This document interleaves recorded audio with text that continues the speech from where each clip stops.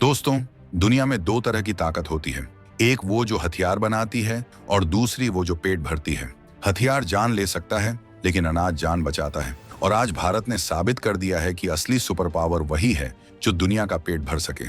2026 की शुरुआत में ही भारत ने अपने सबसे बड़े प्रतिद्वंद्वी चीन को एक ऐसा झटका दिया है जिसकी गूंज बरसों तक सुनाई देगी।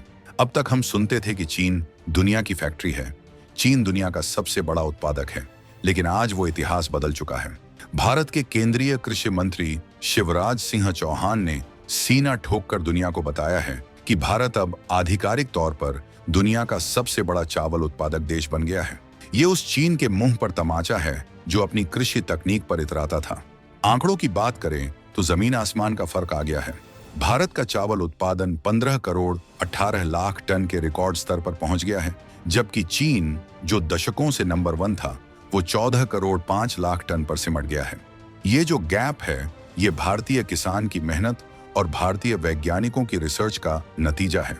सोचिए, चीन के पास हमसे ज्यादा बजट है, हमसे ज्यादा आधुनिक मशीनें हैं, लेकिन जब बात पसीने और मिट्टी की खुशबू की आती है तो भारतीय किसान का कोई सानी नहीं है।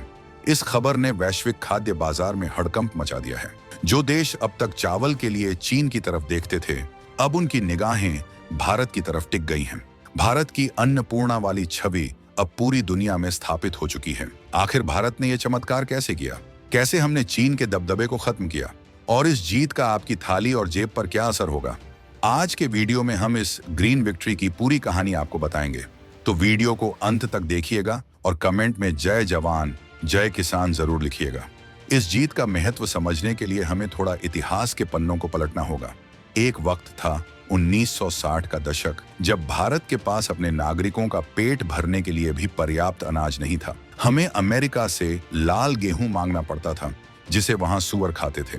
हमें शिप टू माउथ इकोनॉमी कहा जाता था, यानी जहाज बंदरगाह पर आता था और सीधा अनाज लोगों के मुंह तक जाता था। दुनिया हमें हीन भावना से देखती थी, लेकिन आज 2026 में भारत ने उस कलंक को हमेशा के लिए मिटा दिया है। कृषि मंत्री शिवराज सिंह चौहान ने सही कहा कि भारत अब भोजन की कमी वाला देश नहीं, बल्कि वैश्विक खाद्य प्रदाता बन गया है। ये सफर आसान नहीं था। ये सफर है हरित क्रांति से लेकर आज की स्मार्ट एग्रीकल्चर तक का। चीन को पछाड़ना इसलिए भी बड़ा बात है क्योंकि चीन की जनसंख्या भले ही कम हो रही हो, लेकिन उनकी खाने की खपत बहुत ज्यादा है। चीन आज अपनी खाद्य सुरक्षा को लेकर डरा हुआ है। वो पूरी दुनिया से अनाज खरीद कर स्टोर कर रहा है।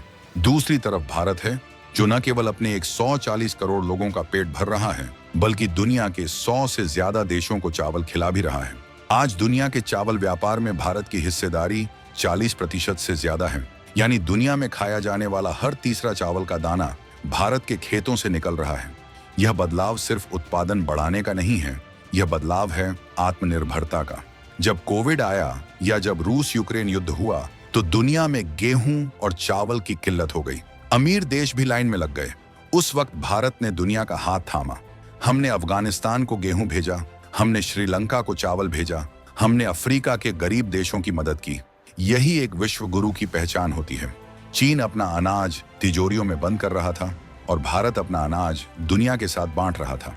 आज जब हम दुनिया के सबसे बड़े उत्पादक बने हैं, तो ये सिर्फ एक आंकड़ा नहीं है, ये भारत की सॉफ्ट पावर है, जिसे हम फूड डिप्लोमेसी कहते हैं। उसमें भारत ने चीन को चेकमेट कर दिया है। अब सवाल उठता है कि आखिर अचानक उत्पादन इतना कैसे बढ़ गया?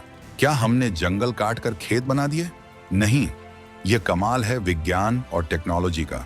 कृषि मंत्री ने बताया कि हाल ही में 25 फसलों की 184 नई किस्में जारी की गई हैं।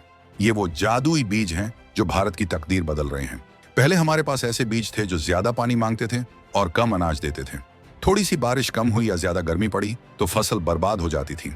लेकिन भारतीय कृषि अनुसंधान परिषद ICAR के वैज्ञानिकों ने दिन रात एक करके ऐसे बीज तैयार किए हैं जो क्लाइमेट रेजिलेंट हैं, यानी अगर बारिश कम भी हो तो भी धान की फसल लहलहाएगी। अगर तापमान 2 से 3 डिग्री बढ़ भी जाए तो भी गेहूं का दाना सिकुड़ेगा नहीं। ये 184 किस्में सिर्फ चावल की नहीं है, इसमें गेहूं, ज्वार, मक्का, दालें और तिलहन भी शामिल हैं। शिवराज सिंह चौहान ने एक बहुत ही दिलचस्प आंकड़ा दिया है जो मोदी सरकार की अप्रोच को दिखाता है।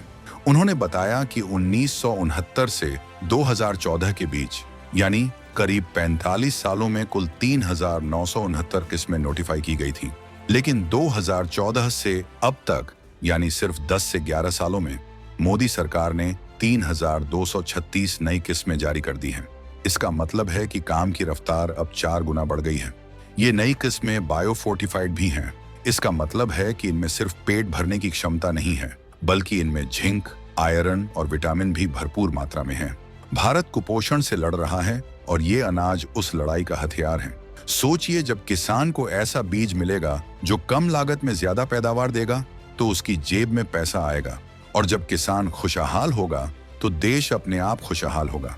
चीन ने हाइब्रिड चावल पर बहुत काम किया था, लेकिन भारत की स्वदेशी किस्में अब गुणवत्ता और स्वाद में चीन के प्लास्टिक जैसे चावल को मात दे रही हैं।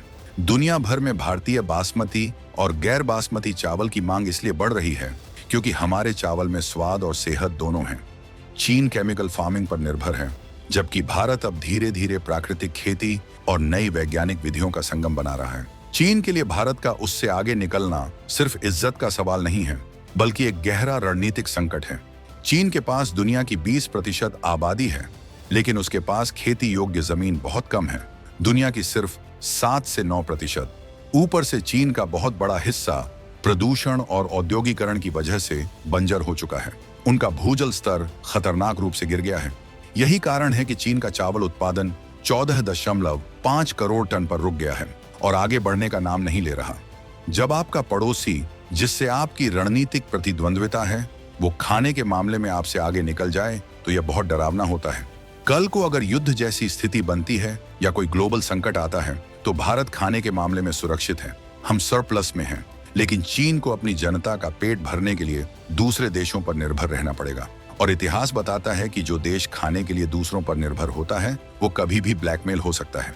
भारत की यह बढ़त हमें एशिया में एक नई ताकत देती है। दक्षिण पूर्व एशिया के देश, खाड़ी के देश और अफ्रीकी देश अब अनाज के लिए भारत के साथ दीर्घकालिक समझौते कर रहे हैं।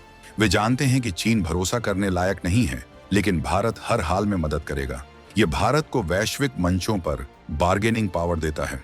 कृषि मंत्री का यह बयान कि नई किस्में किसानों तक जल्दी पहुंचनी चाहिए, यह दर्शाता है कि सरकार रुकने वाली नहीं है।